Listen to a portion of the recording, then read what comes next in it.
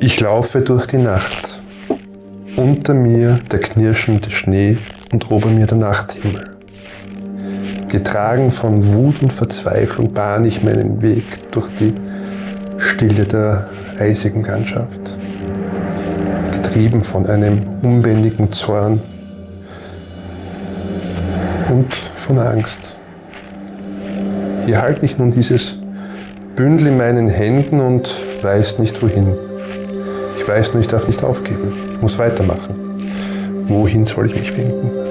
Und ich spüre, wie langsam meine Kräfte schwinden. Vielleicht nur kurz, ein wenig ausruhen. Ich mache mich dann gleich wieder auf den Weg. Es wäre so viel einfacher. Das denke ich mir, als ich langsam das Gleichgewicht verliere und in den Schnee falle. Dann, gefangen zwischen Himmel und Hölle, umfängt mich die Schwärze. Und ich denke mir einen Moment, gib dich hier hin, dann ist alles vorbei. Das nächste, woran ich mich erinnere, ist der Duft nach Bienenwachs, Leder und es muss ein Eintopf sein. Ich öffne meine Augen und das rechte Auge ist verklebt. Ich greife an meine Seite und sie ist weg. Indira, flüstere ich und bekomme zur Antwort, sie ist in Sicherheit. Es ist eine angenehme Stimme, weiblich. Wer bist du? Mein Name ist Una. Ihr seid hier in Sicherheit. Ich muss weiter. Du musst gar nirgends weiter. Du hast Glück, dass du das überlebt hast.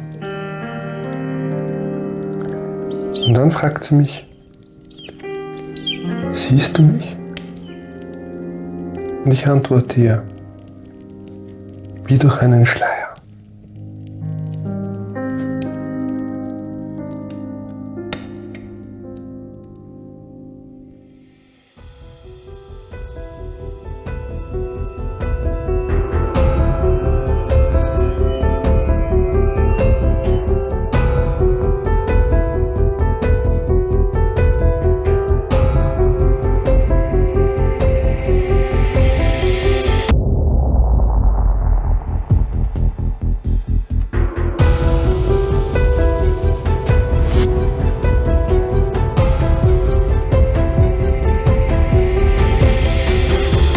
Der wohlverdiente Schlaf der Gemeinschaft wurde von Visionen und Albträumen geplagt.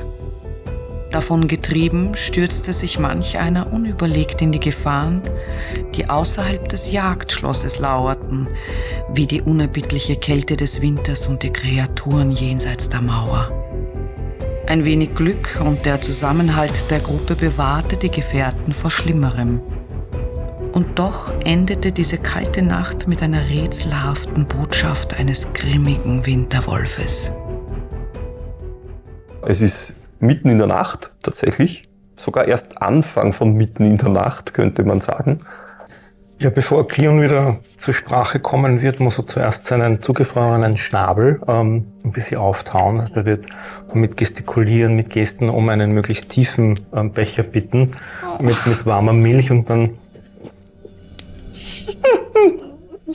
So süß. Und irgendwann hört man dann wieder das schnäbelnde Schnattern. Ich würde gerne schlafen gehen und morgen früh über alles sprechen. Wäre euch das recht?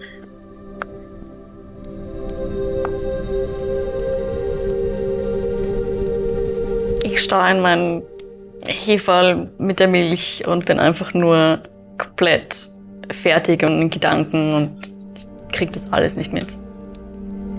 Kann ich sicher sein, dass ihr mich jetzt schlafen lässt oder werdet ihr mich wieder wecken wegen sowas Verrücktem wie in den Keller zu gehen und ein Fass zu begutachten oder muss ich euch da wieder vom Schnee retten? Wie ist das so? Ich möchte schlafen. So wenn es nach mir geht, möchte ich jetzt einfach nur ruhen.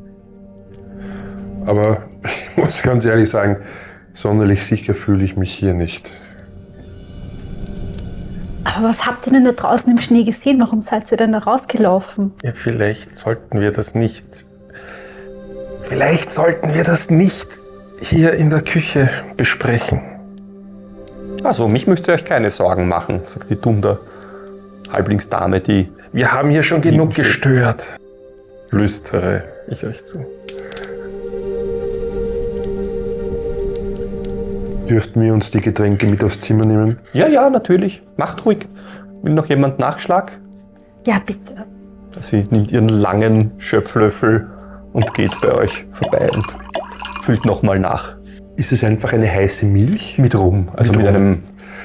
Dürfte ich vielleicht auch noch etwas Honig hineinbekommen? Ja. Kommt und tut ein wenig Honig rein. Danke. Ich noch einen Schuss rum haben. Natürlich. Sie geht und haut dir noch einen schönen Schluck Rum in deine... Gut.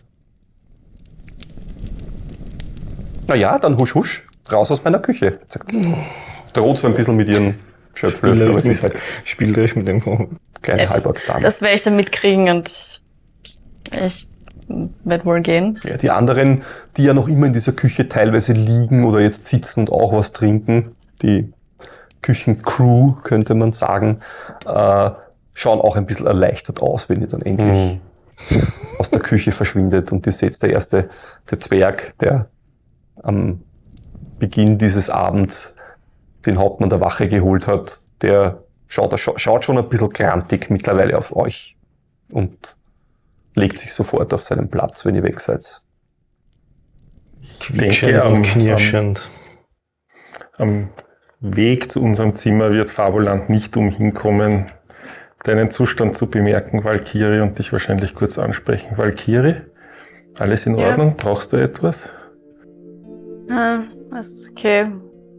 Wir können morgen reden. Gut. So begebt ihr euch auf euer Zimmer. Die Gänge sind recht dunkel, was jetzt für manche von euch nicht sonderlich ins Gewicht fällt, für andere aber schon. Aber dennoch werdet ihr natürlich in euer Zimmer finden. Und dort drinnen ist noch immer das Feuer, das in diesem Kamin ist, so ein bisschen, lodert noch so ein wenig. Ist aber schon am Absterben natürlich jetzt mittlerweile. Und das Fenster ist offen. Ich würde als erstes mal ein Holz nachlegen und das Feuer wieder schüren, bis sich eine schöne Flamme entwickelt hat. Und dann hatten wir Decken oder um uns zu wärmen, oder sind wir einfach... Vielleicht, aber nicht, dass es eine Rolle spielt. Egal, aber das, was ich auf jeden Fall machen würde, sonst würde ich vom Lager einfach eine Decke nehmen und sie recht nahe auch am Feuer hinlegen. Natürlich so, dass nicht der Funkenflug zieht. Ja. Alle verbrennen im Zimmer. Das ist auch doch. Sie sind friedlich eingeschlafen. Zuerst erfroren, dann verbrannt. Was für... Ja, du hast alle Decken und alles, was dort oben reingestopft war, rausgeholt natürlich, damit du da durchkommst. Ne? Das heißt, es liegt jetzt alles dort herum. Wird aber recht klamm sein, schätze ich mal. Ja, klar. Ich stopfe das dort wieder rein, wenn du mir wieder hochhilfst. Das hat nicht viel gebracht. Aber es hält die Kälte vielleicht ein wenig fern. Ich schaue mal in dieser kleinen Kammer, ob es da etwas anderes gibt, womit man das Fenster vielleicht ein bisschen besser verschließen könnte. Wenn du dich umschaust, es ist halt, es ist ein Holz dort, mit dem eingeheizt wird. Ein paar Betten für dich, ein Felllager. Es sind ein paar Truhen, wo man Sachen verstauen kann drinnen, wenn man das mag. Bei jedem Bett ist eine kleine Betttruhe dabei, die man vielleicht dort oben... Ist es leicht angeschrägt, Ja. das Fenster oben? Ja. Gut. Und in den Truhen selber? In den Truhen selber, wenn ihr jetzt reinschaut, findest du Ersatzdecken, ein Fell in der anderen, solche Sachen. Okay. Aber das schaut so aus, als würde schon eine Zeit da drin liegen. Es ist eher dafür gedacht, dass ihr eure Sachen in diesen Truhen unterbringen könnt. Mach die Decken nass mit Wasser und stopf sie dort hinein. Die müssten doch ganz hart gefrieren. Das könnte funktionieren.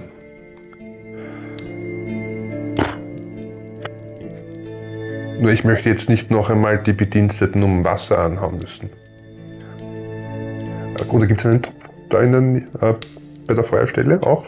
Einen Topf? Einen Topf, ja. Also, Ach so, einen ja, Topf ja, zum Kochen oder genau, so. richtig, ja. Ja, sicherlich, ja. Warum nicht? Den könnte man mit Schnee füllen. Schau dich an. Gibt's vielleicht auch Wasser zum Waschen oder eine Hier Wasch? noch nicht, nein. Wo wäscht man sich? Haben wir irgendetwas schon gesehen? Nein. Noch Keine nicht. Latrine gesehen? Nein. Was ihr schon findet, wenn du dich nach sowas umschaust, unter jedem Bett ist ein Eimer, ein Kübel. Ich ziehe meine Sachen halt aus und dann lege ich mich hin mit dem Rücken zu allen anderen Oh, Oh je. und schlafe ein. Der Vogel hat seinen Krug gestürzt Nur die in Decke. sich, hat sich in sein Bett gekrümmelt, umarmt den Krug wie ein Stofftier und ist schon längst im Reich der Träume. Während ihr dann noch diskutiert. ich werde mich hinlegen, aber ich liege am Rücken und ich schaue einfach nur an die Decke und warte. Mhm. Eigentlich müsste es ja genug an Decken geben, wenn wir das aus den Kisten noch dazu nehmen. Schnell, ich will ins Bett. Also, dann ich mach dir die Räuberleiter und du stopfst die Sachen rein. Dann schaufeln wir so einen kleinen Berg mit verschiedensten Decken und Fellen und haben ihn halt oben und ja. Verstopft dieses Fenster wieder. Okay, ja. Das wird gelingen. Brauchst du dann mal was würfeln. Nach getaner Arbeit setze ich mich dann ans Feuer. Diese Nachttöpfe. Ja? Ich nehme einen dieser Nachttöpfe und stelle ihn, das Fenster ist ja in dieser Mauer drinnen. Da kann man irgendwo das drinnen abstellen. Da ist das wahrscheinlich so knapp am Runterrutschen irgendwie. Genau, du könntest quasi so ein bisschen die Decken nachdrücken, damit es dann so an der Kippe steht Ja, so, oder so. genau. Also wenn irgendwas. da jemand von draußen reindrückt, dann Ich wirft verstehe er dich. diesen Topf nach drinnen, der fällt klirrend zu Boden. Ja, Nicht okay. klirrend, klirrend. Ja. Alles klar. Also ich setze mich neben das Feuer. Ja. Wenn ihr wollt, halte ich die erste Wache. Das ist nett.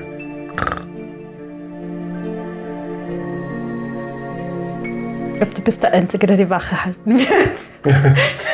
Fürchte ich auch. Ich schlafe schon. Das interessiert mich nicht mehr. Valkyrie, bist du wach? Ja. Ja, ich kann nicht schlafen.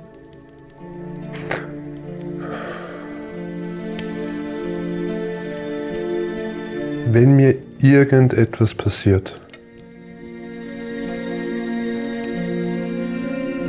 nimmst du dich in daran? Ja.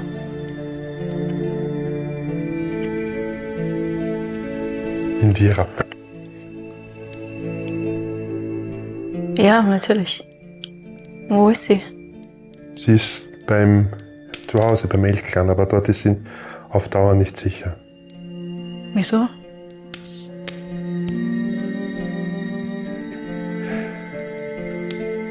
Ich weiß nicht, ob das jemals Thema gewesen ist, aber Indira und ich, wir sind nicht in den Elchclan hineingeboren worden. Wir wurden aufgenommen. Und wenn du mich fragst, auch nur wegen Una geduldet. Und jetzt ist Una verstorben und ich glaube nicht, dass sie dort auf Dauer sicher wäre. Versprichst du mir das? Natürlich. Ich krame aus einem Beutel eine Feder und du siehst im Feuerschein vielleicht, dass die schon blutig beschmiert ist. Vor allem ja mit einem Dolch. Einmal über die Handlinie. Gib dir die Feder und den Dolch. Dann mache ich das genauso. Ich verspreche es dir. Und der Clans. Ich werde zurückkommen.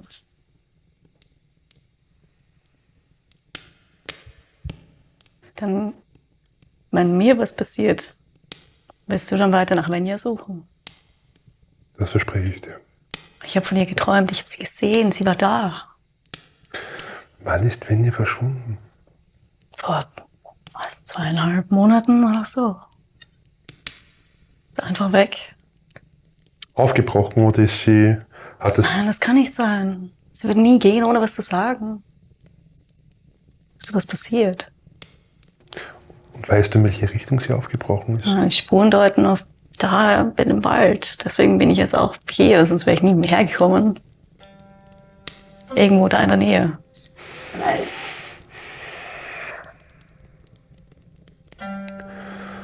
Da draußen sind Dinge.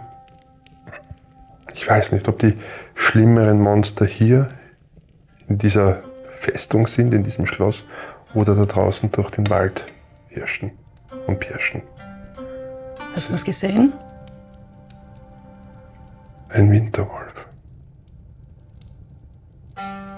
Kann es der sein von dem Lagerfeuer die andere Nacht? Den habe ich War das- nicht gesehen. Aber er hatte wirklich ein rein weißes Fell und war groß wie ein ausgewachsenes Pferd. Und er war wirklich neben der Mauer. Hätte ich 2 Schritte weiter rechts meinen Weg genommen, dann wäre ich ihm wahrscheinlich direkt ins Maul spaziert. Das ist so eigenartig. Irgendwas stimmt da nicht. Irgendwas stimmt da ganz und gar nicht. Wir müssen es morgen den anderen erzählen. Ja, das müssen wir. Vor allem, das ist so ein... Er hat mich direkt angesehen. Ich habe diese strahlend blaue Augen gesehen, die einfach nur kalt gewesen sind. Und ich konnte nichts tun. Ich habe mir in dieser Sekunde wirklich gedacht, wenn ich jetzt sterbe, dann ist die Tiere alleine. Deswegen ist es mir so wichtig, dass du dir ein Versprechen gegeben hast, dass du dich um sie kümmern wirst, dass du nach ihr schauen wirst, dass du ihr ein Heim geben wirst. Der hätte mir die Kehle aus dem Leib reißen können und ich hätte nur da gestanden. Ich habe wirklich Angst gehabt, dass hier etwas passiert. Und ich hoffe, dass ich jetzt wieder mehr handeln kann. Natürlich.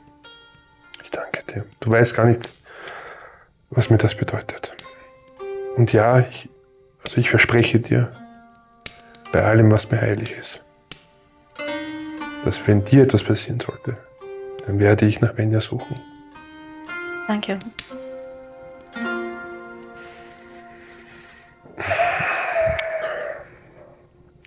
Du solltest wirklich versuchen zu schlafen. Ja. Du kannst Wache halten? Ich wecke euch dann auf. Okay. Gute Nacht. Nacht. Ich werde mich wegdrehen und hinlegen, wegdrehen und ich werde mein Medaillon umklammern, um zu schlafen. Du hast das Gefühl, das ist seltsam kalt. Kann aber auch nur eine Einbildung sein.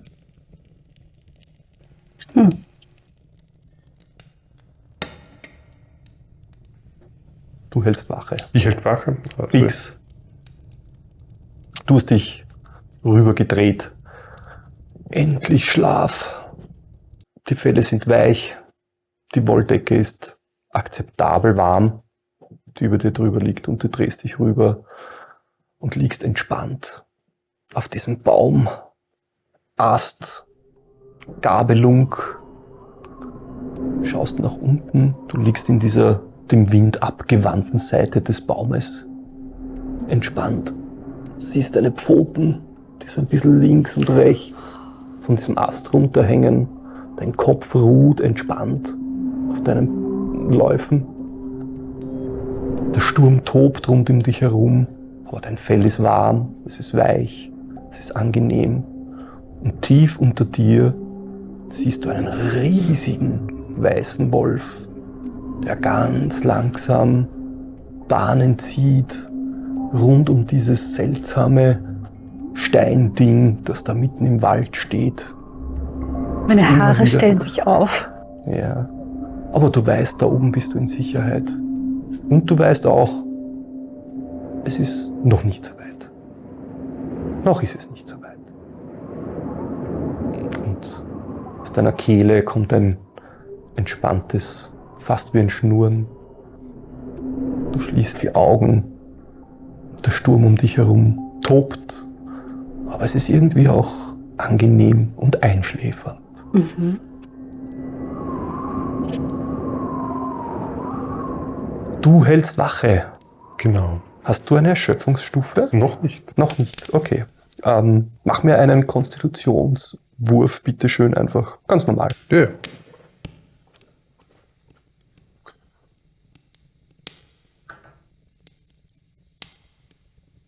Elf. 11. Hm. Ja, du sitzt eine Zeit lang dort, aber das Knistern des Kamins, die Wärme, die sich jetzt durch diese Körper, die rund um dich schlafend da liegen, ergibt und gemeinsam mit dem Kamin ist einfach zu angenehm, zu warm. Du merkst, wie du 2-3 Mal schon die Augen fallen dir zu, dein Kinn knallt auf deinen Brustkorb und du kennst es zu gut, als dass du noch länger wartest und merkst einfach, es ist, ja,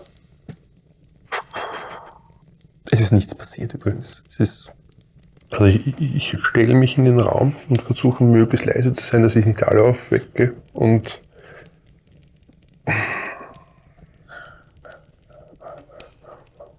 zähle aus und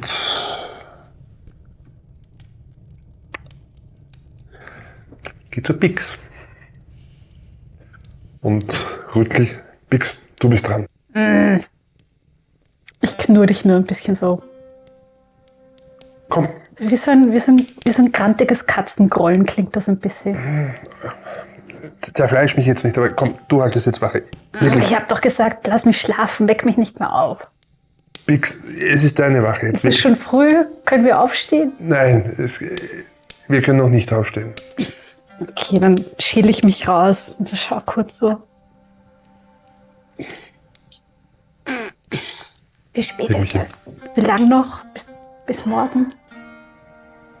Bin doch gerade erst schlafen gegangen. Ich kann es dir nicht sagen.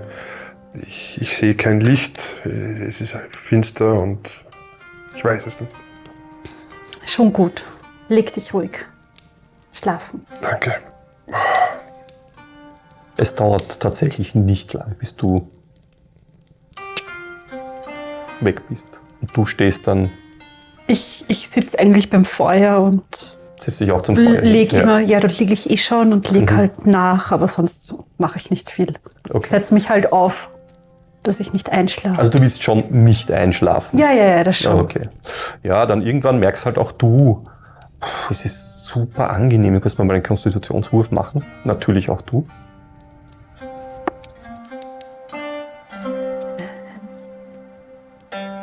Neun. 9, okay. Ja, du hast keine Ahnung, wie viel Zeit vergeht in Wirklichkeit, aber du merkst halt, boah, das ist tödlich langweilig in einem Raum, wo 4 andere schlafen, Wache zu halten und völlig Jetzt halt so sinnlos. Irgendwie meine Augen. kommst du auch vor. Schau halt. Ein bisschen in die Gegend, ins Dunkle. Du kannst mir aber tatsächlich einen Wahrnehmenwurf machen, Okay. bitteschön.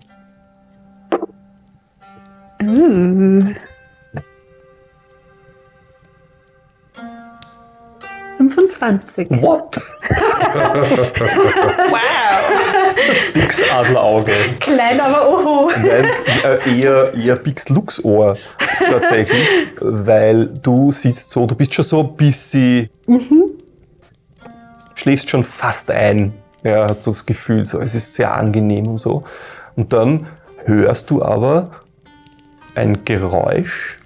Und zwar hörst du, also das Hören zu nennen, ist eigentlich schon viel zu arg, ja, sondern du hast das Gefühl, aha, über euch geht irgendjemand jetzt gerade in dieser Burg, wahrscheinlich in einem Gang. Das könnte so wie bei euch der Gang hier ist, könnte das da drüben sein. Und dann hörst du ein Flüstern, eine Frauen- und eine Männerstimme, die irgendetwas ganz kurz. So, das hätte jemand wahrscheinlich gar nicht wirklich wahrgenommen, wenn er nicht deine Ohren gehabt hätte. Ja, das ist das, was du mitkriegst. Das ist eine der wenigen Sachen, die in deiner Wache eben jetzt gerade geschehen. Ich ignoriere das. Also ich höre halt so ein bisschen hin, Ja, aber ich bleib sitzen und okay. Ja, Geht ihm dann nicht hast du das nach. Gefühl, du hast genug getan in deiner Wache. Wem wächst du auf?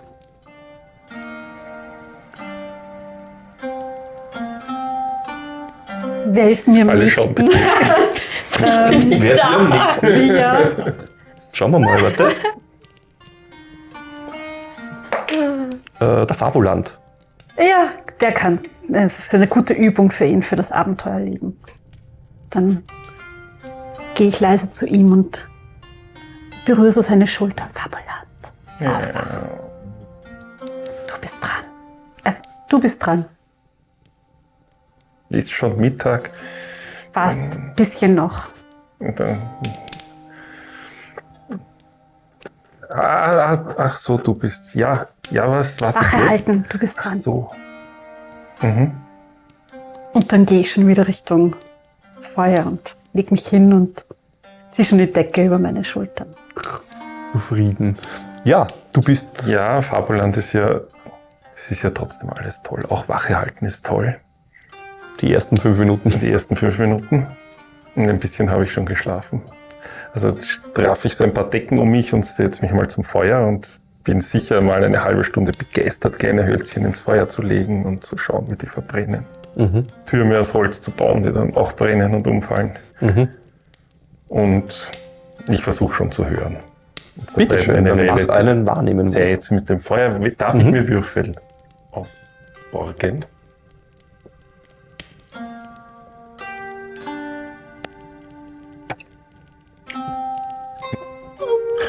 Nein, ich bin sehr begeistert vom Feuer. Ja, das knistert und knackt recht schön und alle diese Dinge sind aufregend, aber auch nicht zu aufregend, aber es ist spannend, vor allem, was dir jetzt auffällt, was dir vielleicht bis jetzt noch gar nicht so aufgefallen ist, dass in diesem Feuer, wenn man da reinschaut, da bewegen sich ganz viele Dinge und tanzen beinahe und bilden, Manche Flammen sind blau und manche orange. Und wenn man Blüten ist es. reinpustet, ja, Ja. spannend, Ja. spannend und interessant. Mhm. Und so ein bisschen meditativ, Ja. könnte man fast sagen. Ja. Also rund um dich wahrnehmen tust du eigentlich gar nichts. Und so schaust du auf dieses Feuer und spielst ein bisschen damit. Und die Zeit vergeht, du hörst das zufriedene Atmen von vielen Personen in diesem Raum, aber es passiert nicht wirklich etwas. Und irgendwann denkst du dir, genug Wache, du hast Wache gehalten, die Zeit zu messen ist schwierig. Ja, Ja, wenn ich denke, ich habe genug Wache gehalten, werde ich Bruder Cleon aufwecken. Valkyrie hat sehr arm ausgesehen. Will ich nicht aufwecken. Aber Bruder Cleon steht das schon durch. Der ist diszipliniert. Schauen wir mal, wie diszipliniert der ist. Geh zu seinem Ohr und flüstere ein bisschen lauter hinein. Wachdienst! Oh. Ein frustriertes Krächzen. Wie spät ist es? Ich habe keine Ahnung. Woher weißt du dann, dass es meine Wachschicht ist? Es ist jetzt, deine Wache ist die 4. Wache. Dann muss es doch schon morgen sein. Ich fühle mich noch nicht nach morgen. Aber du kannst ja mal hinaussehen, ob es schon hell wird. Ich lege mich nochmal hin. Leg dich nieder. Legt euch nieder, my lord.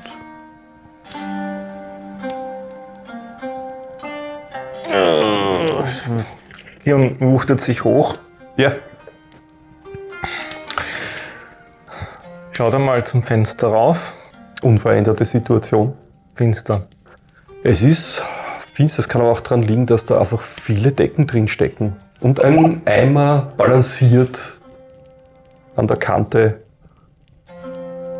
Dort Gut, ich schau mich um, was die noch im Zimmer umgeräumt haben, als ich geschlafen habe.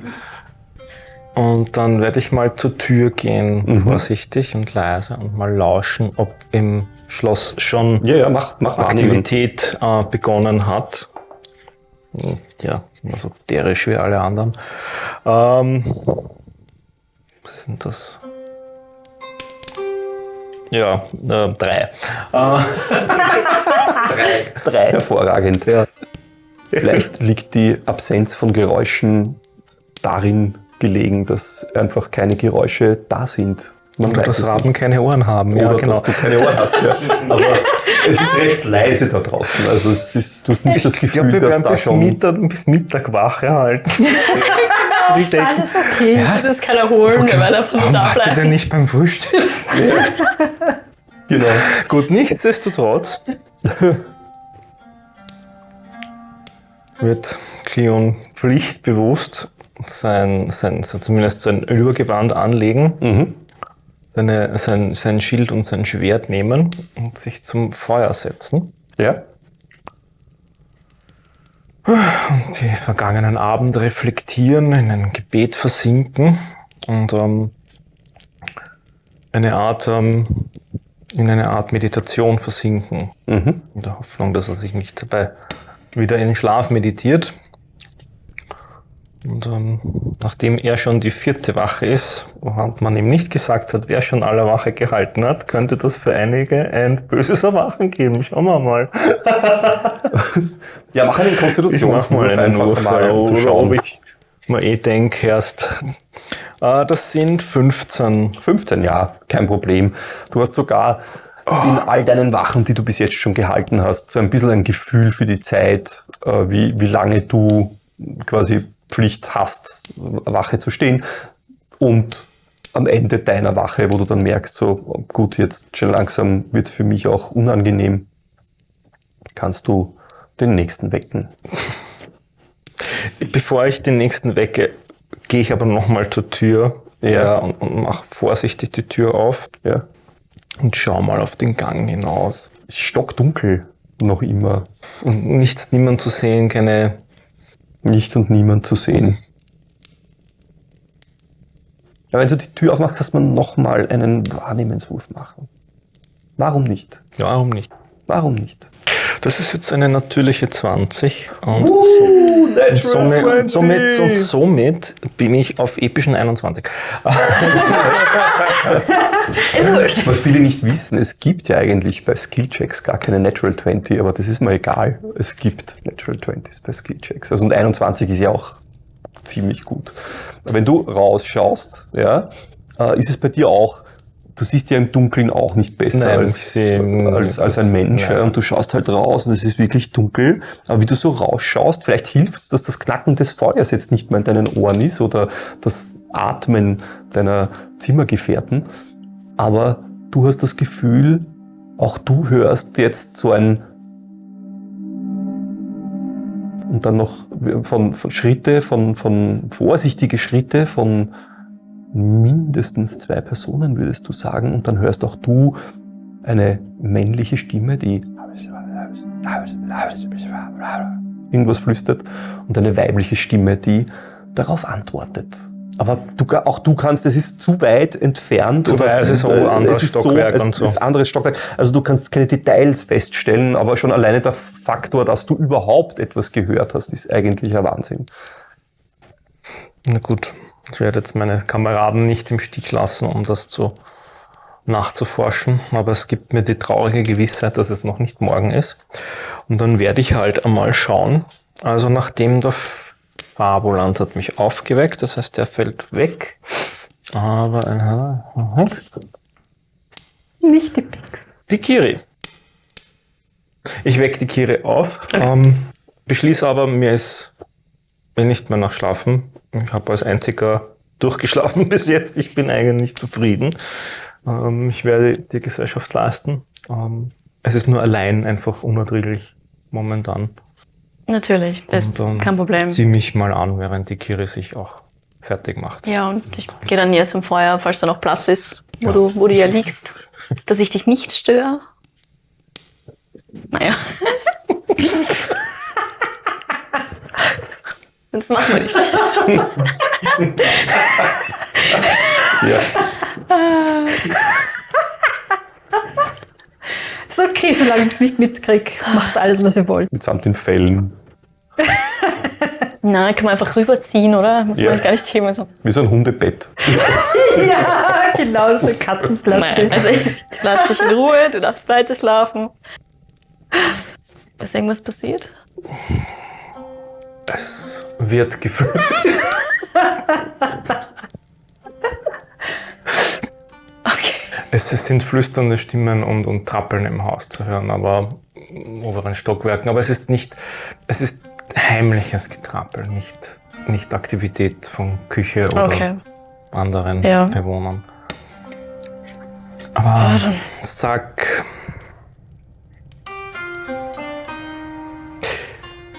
wer ist Svenja? Meine Schwester. Sie ist verschwunden vor ein paar Monaten. Ich bin auf der Suche nach ihr. Ich hatte einen Traum. Sie war da. Es war alles so echt. Und erst war sie. Und sie hat gesagt, ich soll ihr helfen. Und natürlich will ich ihr helfen. Ich bin ja auf der Suche nach ihr. Und dann hat sie gesagt, er darf nicht ihre Augen bekommen. Ich weiß nicht, wer er ist und warum ihre Augen. Und dann hat sie sich verwandelt irgendwie und plötzlich hat sie geblutet aus ihren Augen. Oder nicht wirklich Blut, aber es war ganz furchtbar. Und dann bin ich aufgewacht und dann war da dieses Gesicht. Und Cleon, es tut mir leid, dass ich rausgerannt bin. Aber danke, dass du mir nachgekommen bist. Ich konnte nicht klar denken. Ich habe Venja gesehen, ich habe nach müssen. Es tut mir leid. Du musst dich nicht entschuldigen. Aber dein Schnabel und es war furchtbar kalt und es hätte ganz anders ausgehen können. Eben, entschuldige dich nicht. Denke das nächste Mal daran. Und Okay. Ich verstehe, dass du aufgebracht warst und helfen wolltest oder irgendetwas tun wolltest angesichts des Traums. Aber vergiss nicht, dass wir hier an einem Ort sind, wo seltsame Mächte am Werk sind. Und diese Mächte sind vielleicht darauf aus, uns zu beeinflussen. Wer weiß, was dieses Gesicht war. Könnte genauso gut ein Dämon gewesen sein. Kann das sein? Irgendetwas, das mit deinen Gedanken gespielt hat. Hattest du schon öfters solche Träume? Nein, noch nie. Das ist ein klares Zeichen, dass das nicht natürlichen Ursprungs ist. Ich glaube auch nicht, dass dieser Ort an dir irgendeine besondere Assoziation zu deiner Schwester geweckt hätte. Überhaupt nicht, nein. Meine Schwester ist auch aus dem Schneeleoparden-Clan. Sie und auch ich haben überhaupt nichts mit Jagdschlössern zu tun. Aber gut, dass du es erzählt hast. Das soll uns zur Vorsicht mahnen. Ja. Und wenn es dich beruhigt, ich glaube, heute waren wir alle nicht von viel Weisheit gesegnet. Ja. Ich sollte es besser wissen. In so einem Schneesturm raus, ohne Fell, ohne... Das Vielleicht. war nicht sehr klug. Und vielleicht hat diese Stimme genau das bezweckt. Vielleicht. Normal würde ich sowas nie machen, aber Benja war da. Diesen Eindruck hatte ich auch von dir bis dato, dass du nicht so impulsiv bist. Ja. Ach, dieses Schloss ist... ich mag sie nicht. Das verstehe ich. Das ist kein sohlgefälliger Ort. Und alles spitzt sich immer mehr darauf zu, dass das hier eine dunkle Ebene hat, die wir erst entdecken müssen. Und dieses verdammte Fass. Ich kann mir das morgen, heute anschauen. Sobald wir wieder alle wach sind und ausgeschlafen. Ich meine, wach könnten wir schnell sein, aber vielleicht lassen wir sie noch ein bisschen schlafen. Big sieht aus, als würde sie mir ein Auge auspicken, wenn ich sie aufwecke. Ja, vielleicht später. Schaut extrem krantig aus beim Schlafen. Favoland schaut zufrieden aus. Ja, er ist vermutlich extrem stolz drauf, dass er jetzt 30 Minuten Wache gestanden hat. Viel mehr kann es nicht gewesen sein, wenn du die 5. bist und es noch immer nach. Es ist, ja. Ja, vielleicht. Naja. Okay. Ja. Und so merkt ihr im Laufe eures Gespräches, wie dieses Jagdschlösschen zu Leben erwacht, könnte man sagen. Ihr hört Klappern irgendwo aus der Küche wahrscheinlich. Ihr hört festere Schritte, ihr hört Türen, die sich öffnen und schließen. Ein Räuspern, ein Husten, Geräusche des Morgens und irgendwann klopft es bei euch bei der Türe. Ja, ihr zwei seid quasi munter. Ich gehe zur Tür. Ja. Wenn du das tust, dann siehst du die Zwergin, diese Küchengehilfin, die ihr gestern zweimal gestört habt bei ihrer Nachtruhe, die aber deren Gesicht man das nicht anerkennt. Und die hat eine große Schüssel mit dampfendem, warmem Wasser dabei und kommt dann rein und stellt das ab. Und dann geht sie nochmal raus und dürfte sie dort hingelegt haben. Dann kommt sie noch mit so ein paar Leinentüchern und legt die daneben hin, verbeugt sich kurz. Das Schloss hat euch nicht verdient. Danke. Das habe ich auch schon oft gesagt. Wenn sie lächelt und Danke. nickt euch zu und verschwindet wieder raus, macht die Tür zu. Hätte ich gewusst, dass es noch eine halbe Stunde dauert, hätte ich dich nicht aufgeweckt. Das tut mir leid. Das macht gar nichts, das ist okay. Aber jetzt können wir Lass uns. etwas anderes tun. Ja.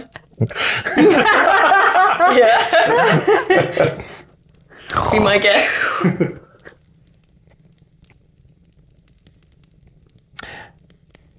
Ehrenwerte Frau Bix, es ist morgen. Was? Es ist warmes Wasser da zum Waschen. Egal. Lasst mich noch ein bisschen schlafen. Sehr wohl. Milord, es ist morgen.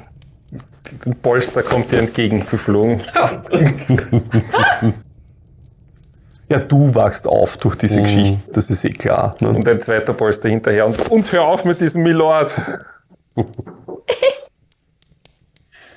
Ich setze mich aber dann trotzdem auf. Ja. Für dich stellen sich zwei Fragen. Warum sollst du mit Milord aufhören? Warum hat er zwei Polster? Wo hat den zweiten Polster her? Aber ja, mysteriöse Sachen in diesem Jagdschlösschen. Der Lord hat halt einfach zwei Polster, wie es ihm zusteht, ja. Jetzt habe ich aber seine 2 Bonus. Aber keine mehr, du 3. Ja. Ja, das war eine interessante Wachnacht. Ach so, habt ihr etwas Okay. erlebt? Also ich war die 5. Wache. In einer Nacht. Was? Was? Wie? Wieso? Wir hatten 5? nicht einmal die ganze Nacht zur Verfügung.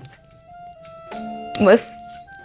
So Aber- Ich glaube, wir werden Übungen machen, um 1 zu 2, 3, 4, Aber so 5. viele Stunden gibt's doch gar nicht. Ja. Also Was- mir kam schon ziemlich spät vor.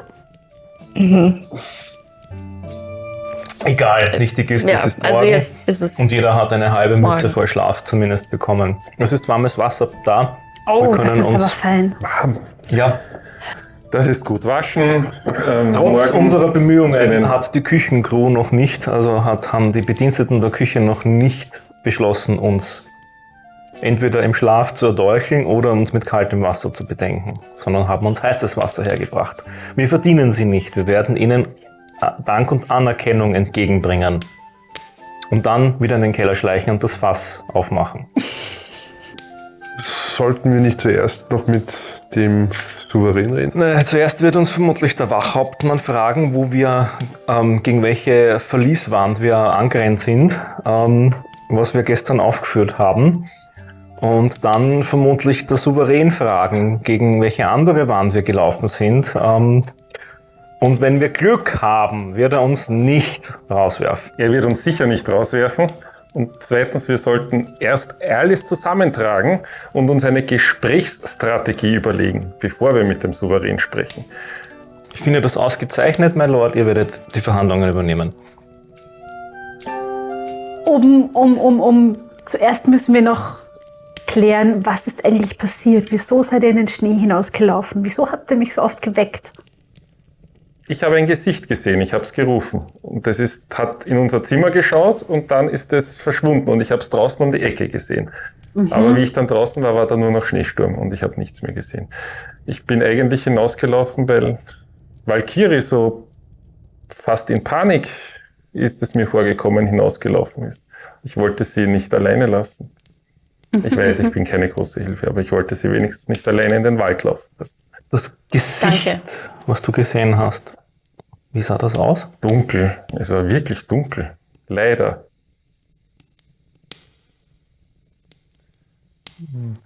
War es der Schädel eines Tieres? Ich hatte den Eindruck, es war ein humanoides Wesen. Stimmt das? Habe ich den Eindruck? Ja. Ja, ja.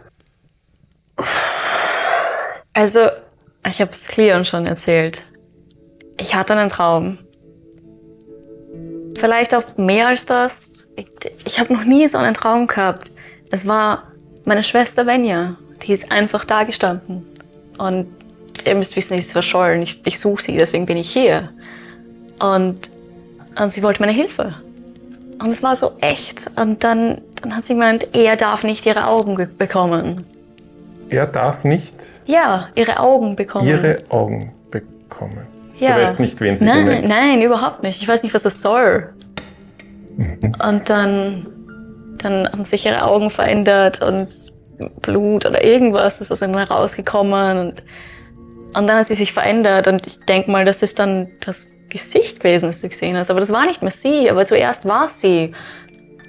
Und dann wollte ich raus, ihr nach oder dem Besen nach, ich weiß es nicht, aber sie ist irgendwo hier.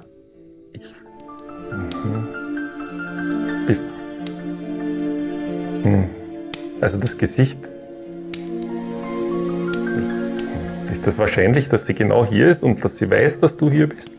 Hast du eine Nachricht an sie Woher hinterlassen? soll sie wissen, dass ich hier bin? Ja, dann war es ein Traum vermutlich. Vielleicht ein prophetischer Traum. Hoffentlich nicht. Aber Ich weiß nicht. vielleicht spürst du etwas und in Gestalt deiner Schwester hast du die Botschaft bekommen von dem, das du spürst. Ja, aber du hast ja etwas oder jemanden an unserem Fenster gesehen. Da war sicher Und das war ja jemand. da. Ja. Und es ist dann... Und es waren die Decken niedergedrückt. Es war sicher jemand da. Und ich frage mich, wer sich für uns hier so interessiert, dass er von außen die Wand hochklettert und uns durchs Fenster beobachten möchte. Aber das kann dann nicht Venja sein, weil die wird dann einfach zu Nein. mir kommen und sagen, dass sie da ist. Aber wer weiß denn, dass sie nicht da ist? Dass ich sie suche?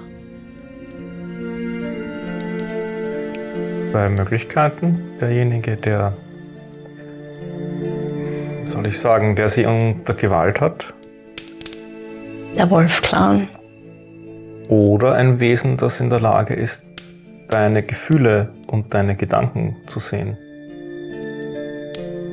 Der Wolf-Clan? Was ist mit dem Wolf-Clan? Das ist auch ein Clan, wo wir herkommen. Das sind keine Guten. Mhm. Hast du die Ahnung, dass ihr Verschwinden mit dem Wolf-Clan zu tun hat? Das ist gut möglich. Die machen alle möglichen Sachen. Du kennst sie.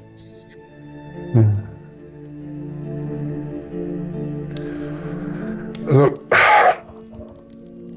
es ist ein wenig viel jetzt alles, aber wir haben hier die Erscheinung von Venja in deinem Traum. Wir haben dieses Wesen am Fenster und dann haben wir noch ein Wesen vor der Mauer, auf das jetzt deine Beschreibung definitiv nicht gepasst hat. Von welchem Wesen vor der Mauer sprichst du? Ihr habt vielleicht gemerkt, ich bin nicht mit euch hinausgelaufen. Das hatte den Grund, weil du ja gesagt hast, das ist dem Fenster heraus entschwunden. Also bin ich auch aus dem Fenster geklettert und bin dort beinahe in das Maul eines Winterwolfes gelaufen. Sind die häufig so in der Gegend? Nein, Winterwölfe sind sowieso nicht häufig und so einem zu begegnen und es zu überleben ist auch schon eine Sache. Vielleicht kenne ich Lieder und du über lebst Winterwölfe. noch? Nein. Ich hatte Glück. Was Und meinst du mit... weil er mir eine Aufgabe aufgetragen hat. Ich solle meinem Meister ausrichten, dass dieser Winterwolf meines Meisters Jagdrevier anerkenne. Aber was für ein Meister? Du hast doch keinen Meister. Wenn er den Herrn dieses Hauses meint, dann meint er vielleicht Enrik. Was hat er genau gesagt? Er hat genau gesagt, ich erkenne das Jagdrevier deines Meisters an. Du hast von den Mauern gesagt? Nein, von den Mauern hat er nicht. Okay. Du meinst, dieser Wolf hat zu dir gesprochen? Dieser Wolf hat zu mir gesprochen. Ist das normal, dass Winterwölfe sprechen? Das sind intelligente Wesen. Ah, cool. Das gibt uns aber große Möglichkeiten, diese Information mit einem strategischen Gespräch. Wenn wir beispielsweise vor versammelter Tafel beim Mittagsmahle verkünden, dass jemand von uns, vielleicht dass du einen Winterwolf gesehen hast, der eine Nachricht für den Meister hat und nicht mehr als das verraten. Wenn man uns nicht für delirisch hält, weil wir alle miteinander mitten in der Nacht in den eiskalten Wald laufen sind. Das hat der Wachmann, das hat die Wache mitbekommen, oder? Und der Wachhauptmann, der Ja. vermutlich dem Souverän genauso mitteilen wird. Es stimmt so viel hier nicht. Ja. Das ist kein guter Ort. Sie haben sich da in einem kleinen Jagdschlösschen verbarrikadiert, wo Wind und Wetter nicht wirklich vernünftig abgehalten wird, einzudringen. Sie haben kaum genug Vorräte, um die nächsten Wochen zu überlegen. Ist das so? Ja, Ich dachte mir schon im Keller, dass der nicht unendlich gut bestückt war.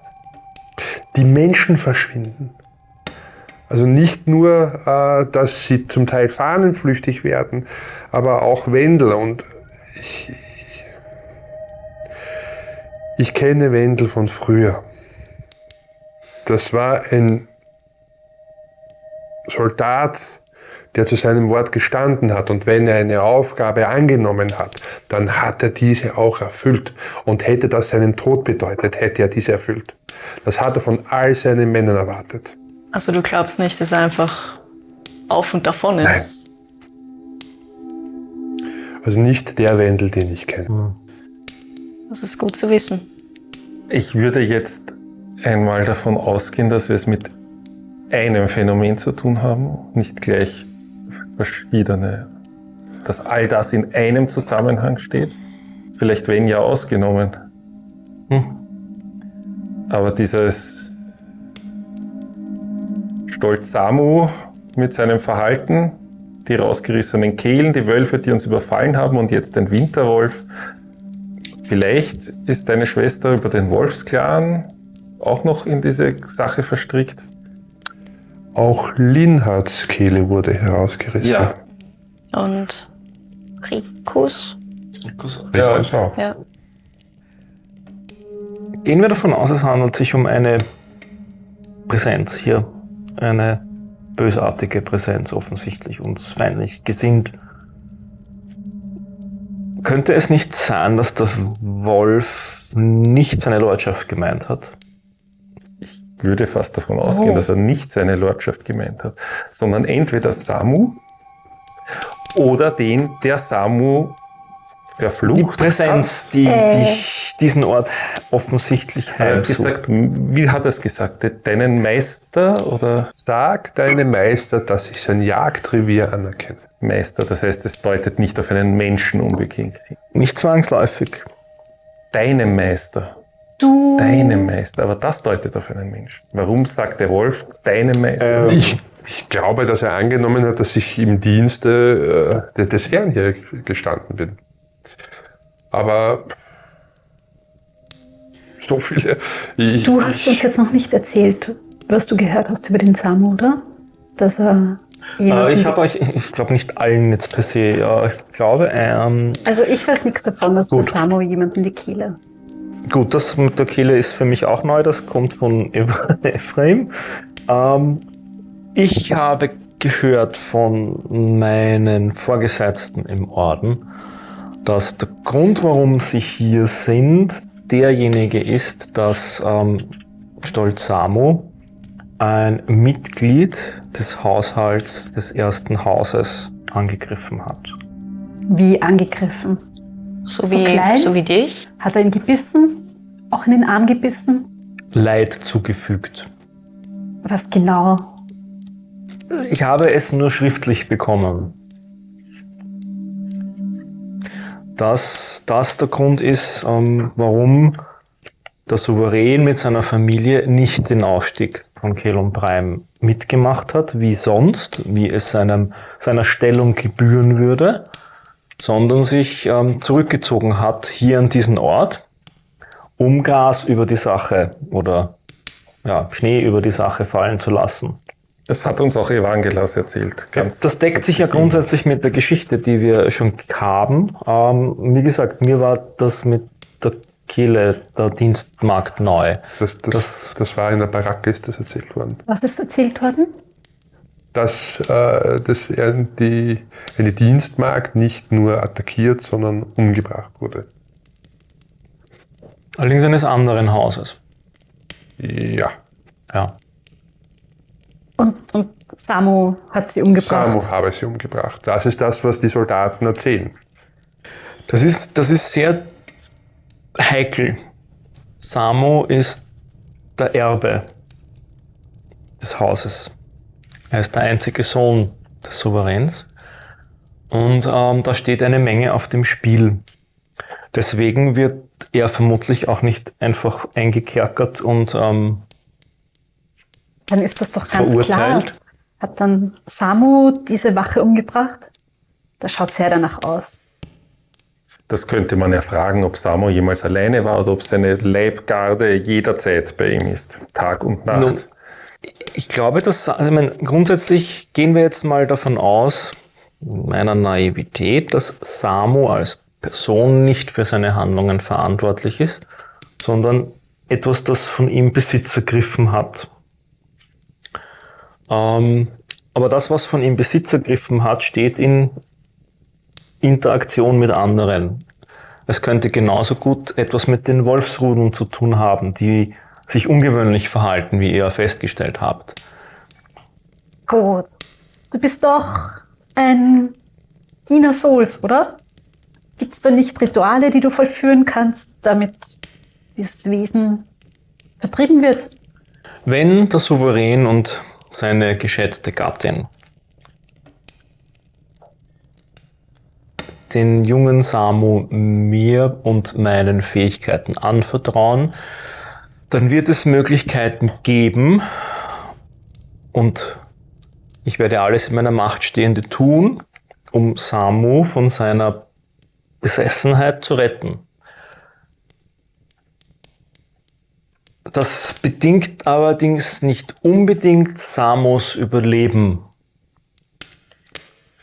Deswegen wird der Souverän sehr vermutlich zögern, diesen Schritt zu gehen, weil er ein Risiko beinhaltet. Und es wird auch vermutlich, und ich will jetzt den Eltern des Jungen nicht zu nahe treten, aber natürlich empfinden sie starke Zuneigung zu ihrem Sohn und werden wollen... Bist du dir das sicher?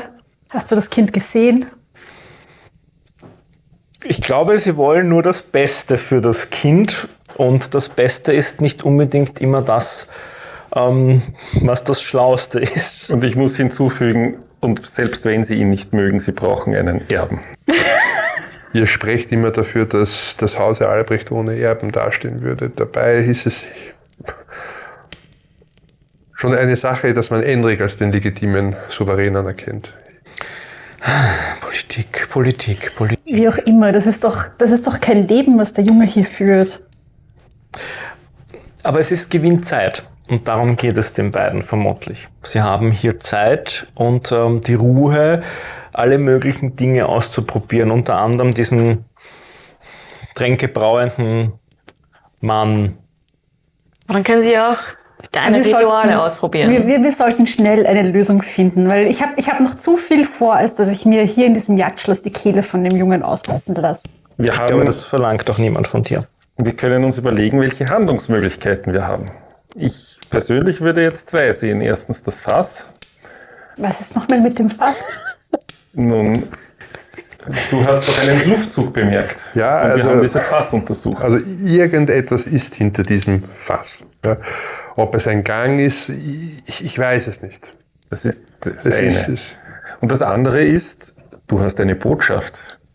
Wenn wir mit dieser geschickt umgehen, locken wir vielleicht jemanden heraus, Ja, wir der mutmaßen. weiß, worum es geht. Wir mutmaßen hier eine Menge. Ich glaube, wir sollten mit der Familie sprechen. Die haben ja ohne dies bereits gestern gesagt, dass wir heute auch über Stolz Samu reden werden. Vielleicht haben sie ohne dies einen Plan oder eine Idee, was sie gedenken, was wir tun sollen.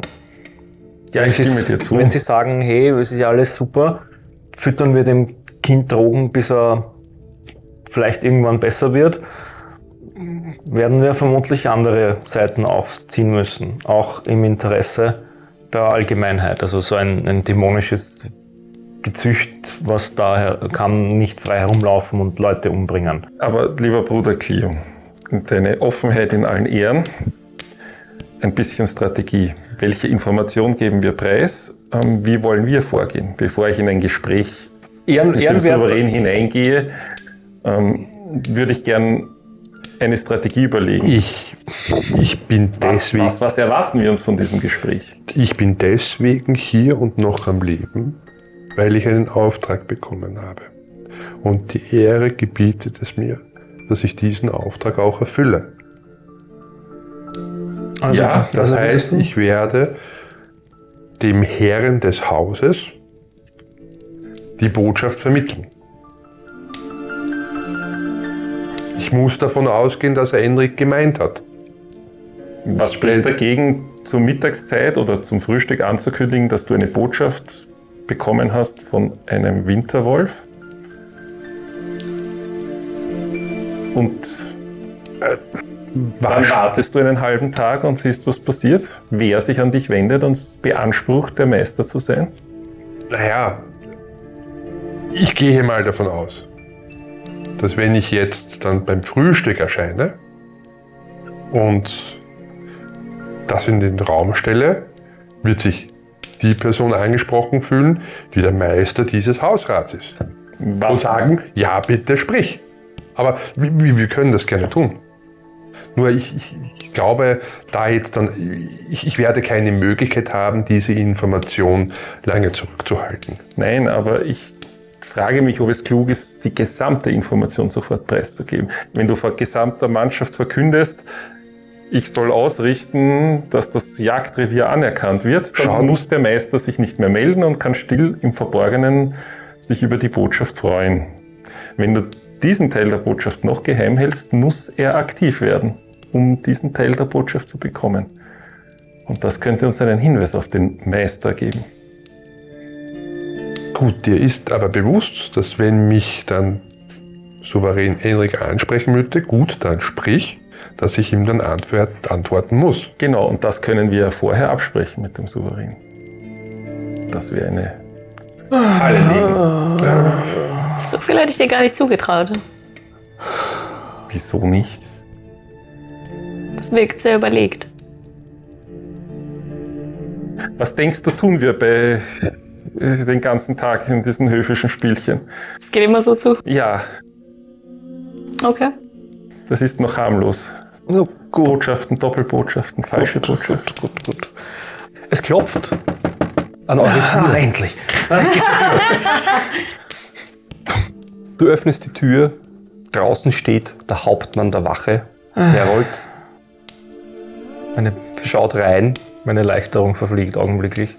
Er hat ein ernstes Gesicht, hat ein bisschen Schatten unter den Augen. Er hat einen 3-Tages-Bart mittlerweile, So lange haben wir nicht aufgehalten. quasi. Er schaut rein, schaut euch alle an, jeden einzelnen von euch und sagt, wir müssen reden. Ja, bitte kommt doch herein. Und mit einem festen Schritt tritt er in euer Zimmer. In der nächsten Folge.